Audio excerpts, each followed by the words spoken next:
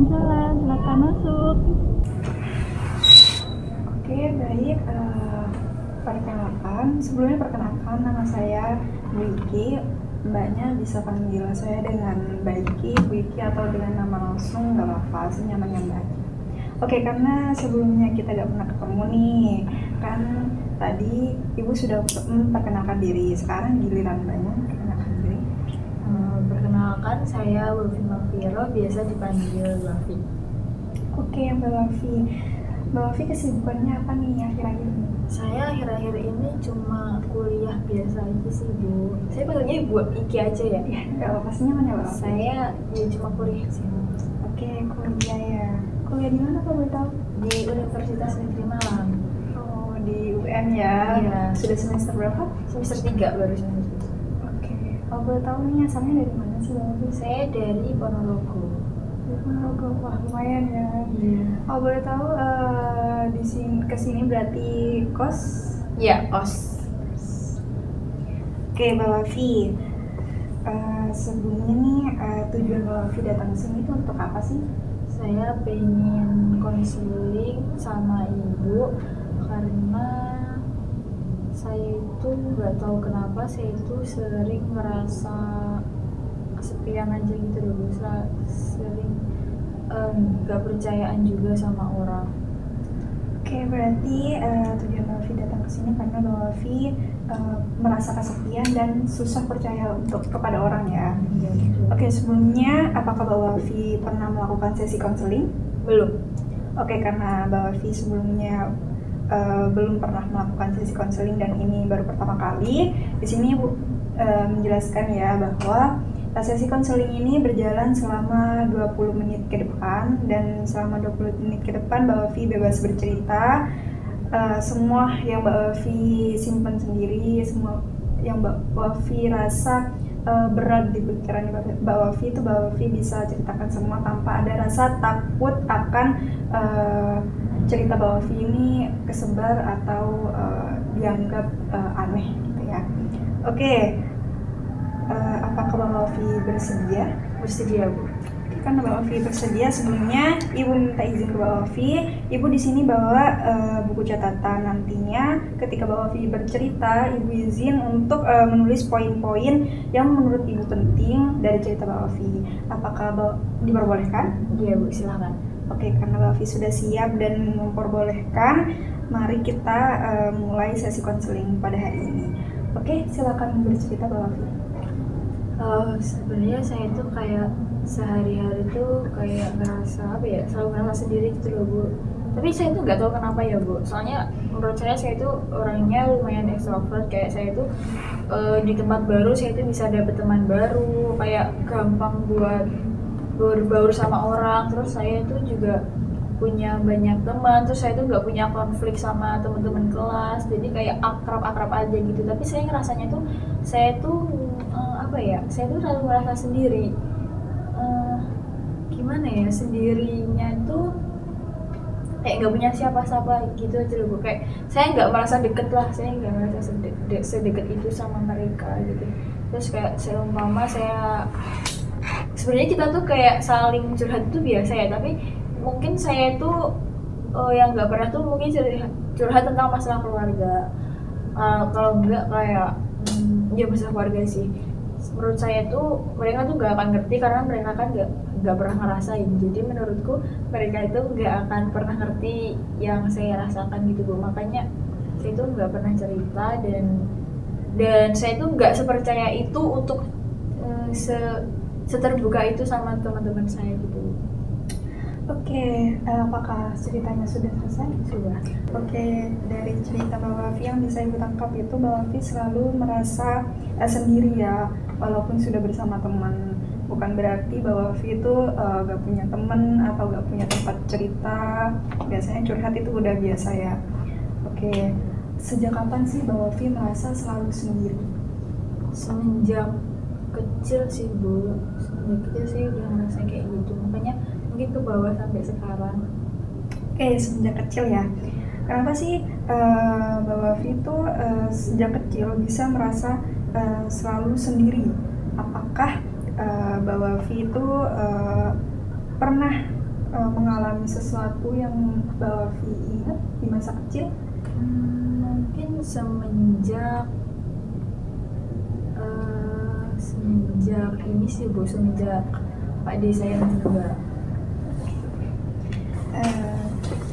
Saya paham banget ya rasanya kehilangan seseorang yang Mbak Wafi sayang, apalagi orang terdekatnya Mbak Wafi. Oke. Sejak kecil Mbak Wafi apakah sudah sedekat itu? Sedekat apa sih Mbak Wafi dengan Pak D Mbak Wafi sendiri? Saya tuh sedekat apa ya?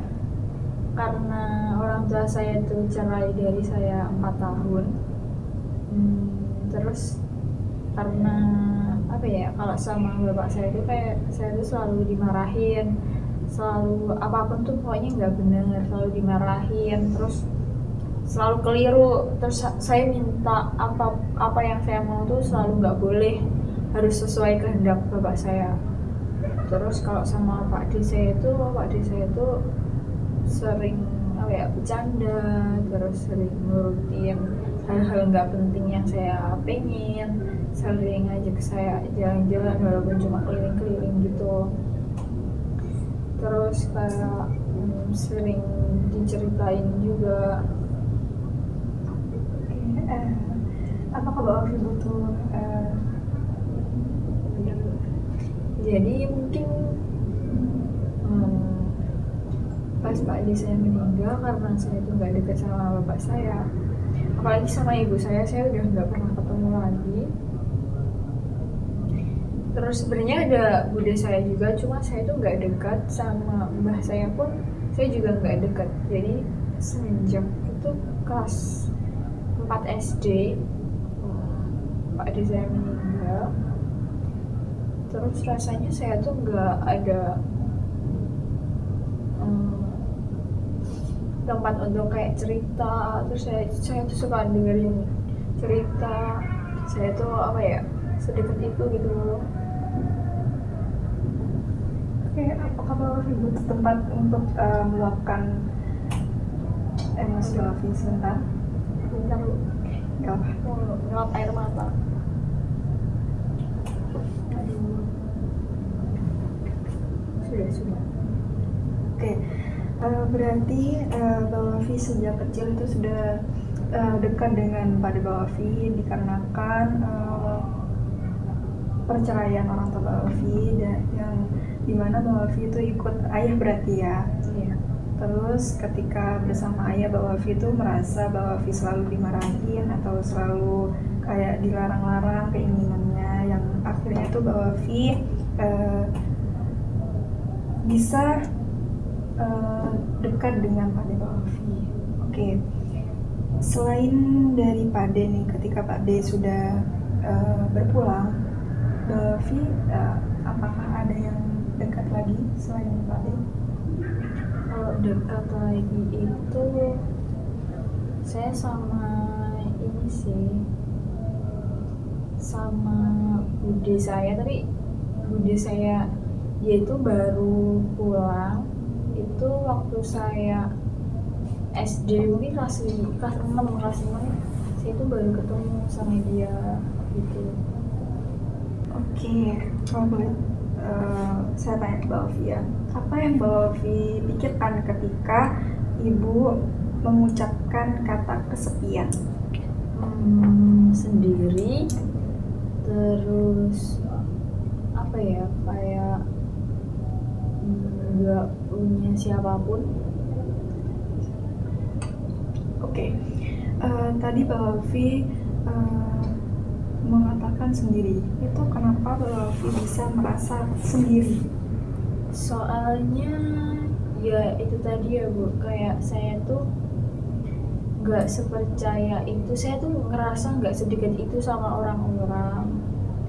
Saya ngerasa apa ya, orang yang datang tuh nggak perlu dipercaya itu, terus orang yang datang tuh pasti akan pergi, bisa jadi meninggal, bisa jadi dekat dengan orang lain, bisa jadi ya udah ngilang gitu aja, cut off tanpa ada alasan atau ada konflik terus cut off, bisa aja kayak gitu. Jadi kayak saya saya ngerasanya tuh gitu sih sendiri.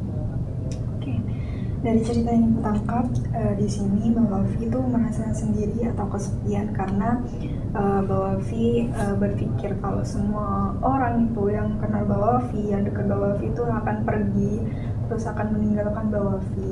Dan itu tuh terjadi karena Mbak Wafi sejak kecil itu sudah kehilangan pada Mbak Wafi, dan juga itu efek dari perceraian kedua orang tua Mbak Wafi. Oke. Apakah Mbak Wafi nggak sedekat itu dengan ayah Mbak Wafi? Sebenarnya saya tuh mulai dekat itu mungkin waktu SMP ya. Waktu SMP tuh bapak saya tuh jadi sering kayak ngajak ngobrol. Sebenarnya dulu itu dia juga gitu. Cuma waktu SMP itu saya pernah ikut lomba. Saya pernah ikut lomba karya ilmiah kan, tapi saya itu nggak izin. Saya itu cuma ngomong kalau saya itu ikut lomba, dan itu lombanya itu di Unesa. Terus sama bapak saya itu kayak ya nggak usah gitu loh, nggak usah, apalagi itu tuh bayarnya lumayan sih, soalnya kita buat alat, terus menyita waktu lumayan banyak juga, spend terus sama bapak saya tuh disuruh nggak usah. Terus kayak saya tuh bilang kalau saya tuh pengennya gini, nggak usah dilarang-larang kalau saya pengen apapun itu. Terus saya nggak ngerugiin orang lain gitu kan. Terus sebenarnya saya sama bapak saya itu tetap nggak boleh, cuma iya saya tetap ikut. Jadi semenjak itu saya tuh ikut apapun, melakukan apapun tuh nggak pernah minta izin. Saya cuma ngasih tahu, kayak entah itu lomba, entah ikut organisasi, entah ikut ekstrakurikuler kayak gitu. Bahkan waktu kuliah di sini pun, kuliah di UM pun, saya tuh cuma ngasih tahu bapak saya kalau saya tuh daftar di ini, ambil jurusan ini sama ini. Tapi ya udah, walaupun bapak saya walaupun bapak saya tuh ngelarang, karena kan saya ngasih tahu tuh udah terjadi gitu loh. Terus jadi dia nggak bisa ngelarang, nggak bisa nyuruh saya stop juga. Ketika Mbak Wafi menginginkan sesuatu gitu ya, itu kan tidak diperbolehkan oleh orang tua Mbak Wafi, lebih tepatnya oleh ayah Mbak Wafi. Pada sebab itu akhirnya Mbak Wafi itu sering tidak izin gitu ya. Ketika Mbak Wafi pertama kali tidak memperoleh izin untuk mengikuti Olimpiade yang di Unesa tadi, perasaan apa sih yang muncul dari Mbak Wafi? Saya itu sedih aja ya, kayak masa gini doang nggak disupport. Terus itu yang pertama kan. Terus yang kedua itu lomba di kota saya, di salah satu SMA di kota saya. Terus sama bapak saya itu kan saya pulang tuh besoknya, karena saya itu kayak habis lomba terus capek banget, terus malamnya hujan jadi saya nggak pulang. Terus besoknya terus malamnya itu aku tidur nginep di tempat temanku kan. Terus kayak pas pulang besok paginya itu saya pulang, terus malah dimarahin. Padahal waktu itu kelompok kami itu dapat juara 3. Terus saya kayak bilang gitu, tapi malah dimarahin. Terus waktu itu saya langsung ke rumah bude saya, terus saya nggak pulang 2 hari. Oke, saya paham banget ya yang dirasakan Mbak Wafi. Terus komunikasi Mbak Wafi selama ini dengan ayah itu bagaimana? Tapi itu kayak semakin hari itu maksudnya kayak saat ini itu semakin membaik gitu ya. Mungkin karena itu tadi, karena saya itu nggak pernah izin, saya cuma ngasih tahu. Tapi saya itu membuktikan kalau saya itu bisa, saya itu mandiri gitu loh. Mulai dari dulu waktu SMA itu saya beberapa kali ikut lomba PMR. Terus waktu saya ikut pramuka itu bener-bener kayak berhari-hari gitu loh. Mungkin bapak saya respect ya, kayak saya itu bisa dipercaya gitu loh. Mungkin bapak saya lihatnya di situ. Terus dari itu bapak saya tuh jadi jarang menyalahkan saya apapun itu. Biasanya kan kalau dulu, bukan biasanya sih, tapi kalau waktu saya kecil tuh saya melakukan apa itu salah dimarahin, saya melakukan apapun itu salah dimarahin, saya minta apapun itu salah dimarahin. Tapi saya itu Kalau sekarang tuh jarang digituin. Terus kalau minta sesuatu tuh kayak saya ngasih tahu kepentingan urgensinya gitu, jadi mungkin bapak saya lebih bisa menerima daripada waktu saya masih kecil dulu. Oke. Ketika Mbak Wafi itu Mbak Wafi memberi apresiasi lah ya atas kepercayaan, memberi kepercayaan kepada Mbak Wafi karena Mbak Wafi sudah bisa membuktikan bahwa Mbak Wafi bisa dan mandiri. Perasaan apa sih yang muncul dari Mbak Wafi ketika mendapat apresiasi dari seorang ayah? Rasanya ya lebih seneng aja ya, kayak kalau dulu tuh dikekang terus jadi sedih, kok kayak enggak kayak teman-temanku. Terus sekarang tuh ya lebih seneng aja. Terus dulu tuh kayak aku nggak suka banget di rumah gitu lah, aku selalu ke rumah, entah ke rumah masku atau ke rumah budeku berhari-hari gitu. Terus pulang kayak minta uang, terus cuma makan gitu. Terus tapi sekarang itu saya lebih nyaman aja di rumah. Oke, selain Mbak Wafi tadi itu komunikasinya hanya sekedar memberi info kalau Mbak Wafi seperti ikut lomba atau minta izin walaupun itu sudah terjadi ya.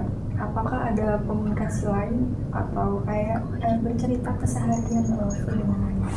Kalau sekarang tuh jadi iya ya, jadi sering bercerita walaupun kadang tuh gak dengerin, tapi kayak aku tuh karena apa ya, karena komunikasinya udah baik, jadi aku tuh kayak sering cerita gitu, kayak biar tahu gitu loh, biar bapakku tuh tahu kayak aku ngapain, perasaan aku tuh apa gitu, walaupun kadang tuh gak direspon tapi aku tetap ngomong. Oke. Tadi Ibu kan sudah sempat menanyakan komunikasi Mbak Wafi dengan ayah. Lalu apakah komunikasi Mbak Wafi dengan Ibu itu bagaimana?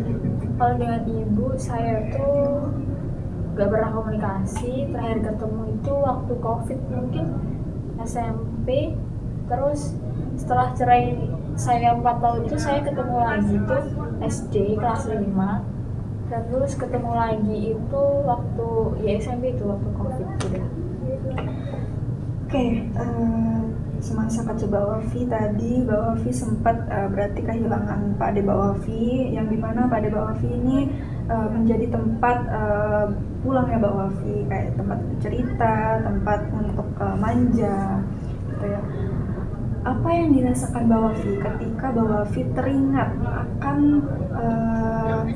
kejadian perceraian orang tua Mbak Wafi dengan berpulangnya Pak Ade Mbak Wafi?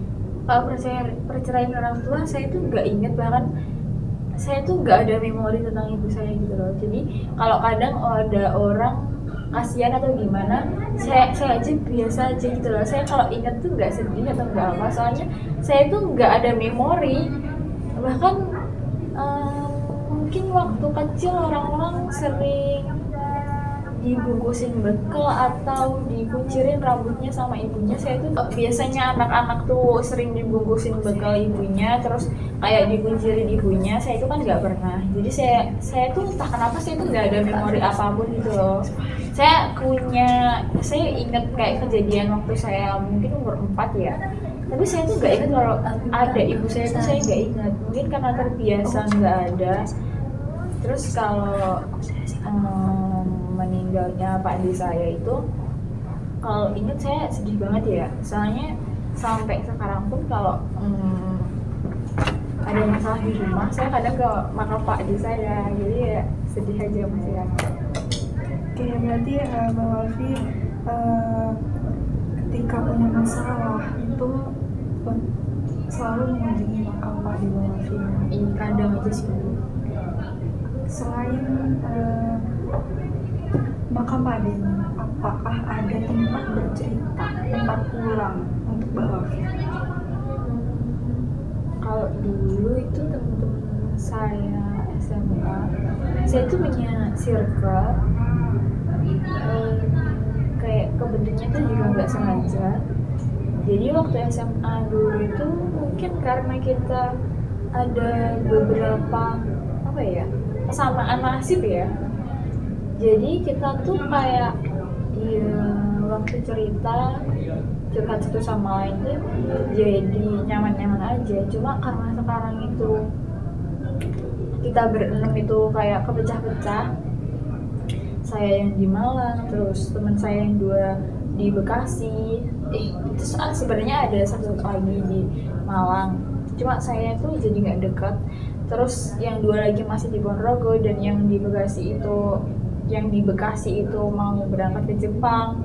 Jadi saya tuh kayak, dan saya tuh rasanya kayak jadi nggak dekat.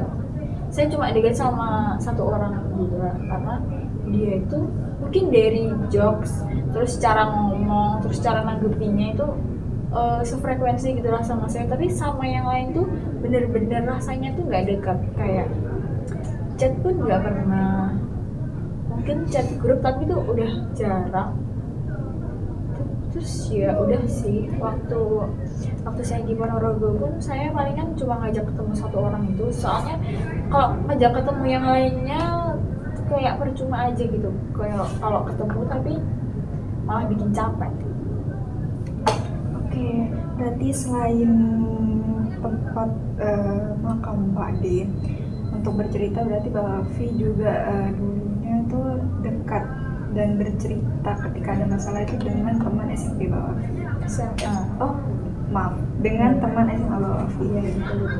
Sekarang kan Mbak Wafi sudah kuliah nih, apakah ada tempat cerita selain teman SMA Mbak Wafi? Tempat cerita mungkin di teman saya, tapi ya kayak ceritanya tuh kayak karena ada momen tertentu jadi kayak terpancing buat cerita gitu loh. Ceritanya cuma kayak gitu. Terus mungkin sama cowok saya ya, tapi kalau sama cowok saya itu gimana ya, saya nggak seterbuka itu juga sih, jadi ya udah biasa aja gitu. Yang bisa gue tangkap dari cerita Mbak Wafi ini, kenapa Mbak Wafi bisa merasa sendiri dan kesepian itu karena Mbak Wafi merasa tempat satu-satunya Mbak Wafi untuk cerita dari kecil itu yaitu Pak De Mbak Wafi itu sudah berpulang, dan dimana di rumah itu Mbak Wafi akhirnya merasa tidak ada tempat cerita lagi. Dan ketika Mbak Wafi beranjak SMA, Mbak Wafi ada tempat cerita yaitu teman-teman Mbak Wafi sendiri, yaitu di SMA. Tapi yang dimana sekarang itu sudah memilih jalannya masing-masing. Akhirnya membuat Mbak Wafi itu kembali lagi merasa kesepian sendiri lagi. Ya, ditambah Mbak Wafi itu komunikasi dengan ayah itu baru-baru ini juga baik gitu ya. Oke, dari permasalahan Mbak Wafi ini yang kedepannya Mbak Wafi itu berharap akan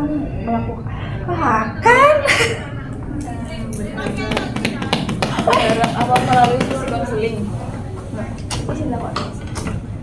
Oke, untuk kedepannya nih dari sesi konseling ini Mbak Wafi berharap apa sih dari Mbak Wafi kerja? Saya berharap saya itu kayak apa ya, mulai menerima gitu loh. Bukan kok saya berharap bisa cerita sama teman-teman saya itu enggak, tapi saya berharap itu perasaan saya itu, tempat kesepian saya itu hilang, terus kayak hubungan saya sama teman-teman saya itu kayak bisa terbuka gitu loh. Saya berharap bisa gitu. Oke, Mbak Wafi gak perlu merasa selalu sendiri ya. Mbak Wafi gak perlu merasa kayak Mbak Wafi gak perlu merasa sendiri juga. Mbak Wafi gak apa-apa untuk terbuka kepada orang-orang terdekat Mbak Wafi. Komunikasi dengan ayah itu sudah membaik, itu sudah sangat keren ya. Mbak Wafi sudah berdamai juga dengan perpisahan keluarga, dan juga Mbak Wafi sudah mencoba itu udah sangat keren menurut saya mencoba untuk berdamai dengan kehilangan seseorang yang paling berarti buat saya gitu ya. Oke, untuk Mbak Afi nih, apa yang Mbak Afi dapat dari sesi konseling ini? Yang saya dapat dari sesi konseling saya itu ini ya Bu, saya itu lega, soalnya saya tuh jadi tahu kan kenapa kok saya tuh selalu merasa kayak gini, terus saya tuh jadi tahu kalau kita tuh nggak boleh selalu merasa kayak gitu karena kita tuh selalu akan butuh orang lain gitu sih Bu. Terima kasih. Oke, sesi konseling ini sudah berjalan selama 20 menit sesuai kesepakatan di awal tadi ya Mbak Wafi, kalau kita akan menjalani sesi konseling ini hanya selama 20 menit. Jika Ibu ingin mengakhiri sesi konseling pada hari ini, apakah Mbak Wafi memperbolehkan? Ya, Oke. Terima kasih Mbak Wafi atas kehadirannya di sini. Ibu senang karena Mbak Wafi sudah berani untuk berbagi cerita dengan Ibu. Dan Mbak Wafi sudah bisa untuk kedepannya itu berdamai. Oke, terima kasih Mbak Wafi. terima kasih Bu. Oke, ketika kedepannya Mbak Wafi membutuhkan tempat untuk cerita atau Mbak Wafi punya masalah, Mbak Wafi boleh hubungi Ibu lagi di tempat ini. Ya, WhatsApp juga. Terima kasih Bu. Saya pamit undur diri. Ya, terima kasih Mbak Wafi.